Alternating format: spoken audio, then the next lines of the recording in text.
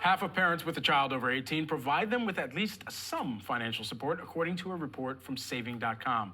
So how can parents of younger kids set them up to be independent and build wealth from an early age? Joining me now on this, we've got the CEO and founder of Hello7, a company that teaches people just how to build a seven-figure business and create generational wealth. Here in studio, she's also the author, we should mention, of Future Millionaire, a young person's step-by-step guide to making wealth inevitable. Rachel Rogers, great to have you here in studio. Thank you for having me. Absolutely. So let's dive into this, because as we're thinking about creating that generational wealth, where do parents need to start in teaching some of the early foundations? Yes, well, one, you have to, first of all, teach them that wealth is accessible. I think we use that "we can't afford it" language a little too often. So instead, really showing them that wealth is something that they can reach for, and teach them to dream for it, right? And then talk about money in front of them. You know, there was a generation where it was, don't talk about money in front of your kids.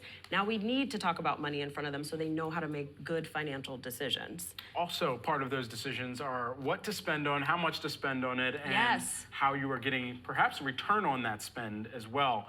And that puts a lot of families in this conversation, especially when they're thinking about higher education and college. Yes. What are the steps that they should be thinking about even as they make one of those larger family financial decisions? Yes, so I think college is no longer compulsory. I think we have to think about it as an intentional plan, like what is this stepping stone and how we're gonna do it. So I think there are two key things that families have to plan for their kids to walk away from college from. One is a professional network, and the other one is marketable skills. So, Yes. you know, 18th century English lit, listen, I love English lit, but maybe that's not the one, okay? Yeah. So choosing something where you're leaving with writing skills or accounting skills or something you can sell even as a freelancer, right? So that way you know even if you graduate during a recession, you're good because you can sell those skills. And so with that in mind, the keys to building a $1 million career, once you've got the education, you've got the marketable skills as well, how do you take the steps towards building out that $1 million, hopefully more, career? Yes. Well, first of all, that network that I mentioned is incredibly important because so many of jobs, 80% of jobs are not advertised. So making sure you're working that network and having informational interviews is key. And then the second thing is making sure that you understand that looking for a job is a job. You know, people think sending a couple resumes is gonna do it. That ain't it, okay? You've got to send cover letters, resumes, and be very, very intentional about finding that job. And then once you get an opportunity, make sure you negotiate. 87% of young professionals that ask for more in their initial salary conversations get it.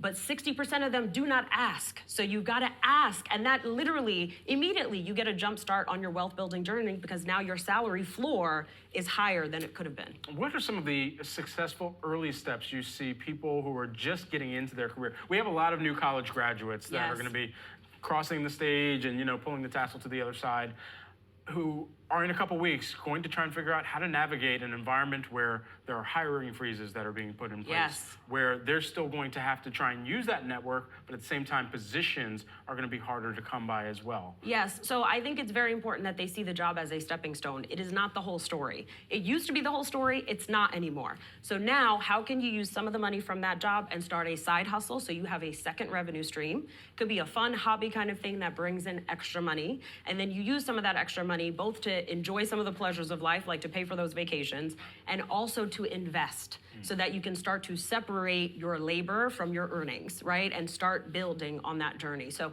I think that's how the approach has to be. The job is not the end all, it's the beginning of your wealth building journey, and you need these other pieces, the side hustle and investing, to fully realize the quote unquote American dream these days. You started to touch on the last point that I wanted to discuss with you, growing the money once you start making it. Yes. And how you can kind of scale that over time. Yes, so you've got to start becoming an owner, right? Either owning stocks, owning a business. 50% of Americans are not investing because they say they don't have enough. And why do they not have enough? Because they're relying on jobs that are not keeping up with inflation. So having the side hustle to give you that extra sum of money that you can then invest long term, that's the play. And so, how risky should they be early on? Index funds all the way. Keep it very boring. Invest and forget about it. You know what I mean? And don't touch it. So no matter what's going up and down, listen, leave it right where it is and let it watch it grow, and then put as much as you can in there consistently.